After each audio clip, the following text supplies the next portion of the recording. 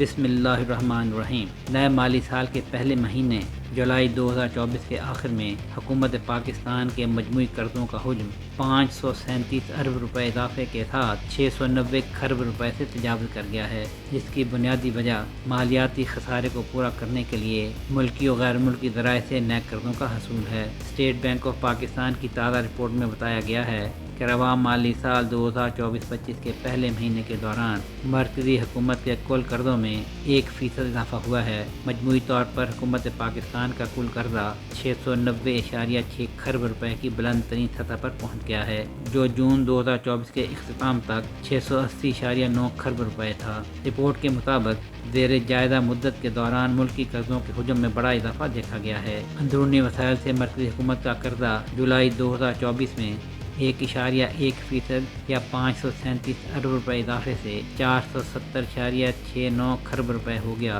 جو جون 2024 میں 470.16 کھرب روپے تھا۔ حکومت پاکستان کے اندرونی قرضے 360.94 کھرب روپے کے طویل مدتی اور 100.63 کھرب روپے کے قلیل مدتی قرضوں پر مشتمل ہیں۔ رواں مالی سال کے پہلے مہینے کے دوران روپے کے لحاظ سے بیرونی قرضوں میں 0.7% یا 153 ارب روپے کا اضافہ ہوا۔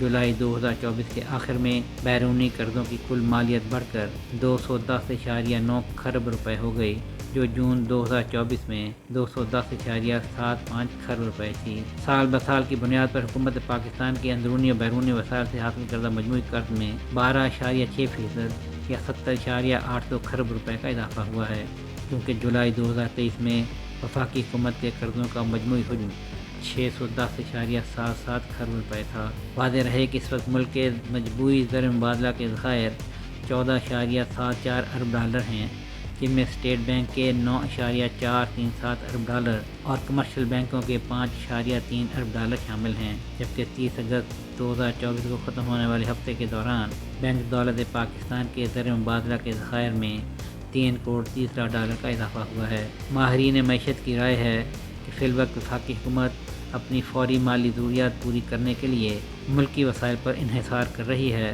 تاہم IMF نے پاکستان کی معیشت کو مزید سہارا دینے کے لیے 7 ارب ڈالر کے طویل مدتی قرضے کے پروگرام کی اسٹاف لیول منظوری دے رکھی ہے اور حکومت کو بورڈ کی منظوری کا شدت سے انتظار ہے، مگر اس اور دیگر متوقع بیرونی رقوم کی آمد سے ملک کے بیرونی قرضوں کے بوجھ میں مزید اضافہ ہوگا۔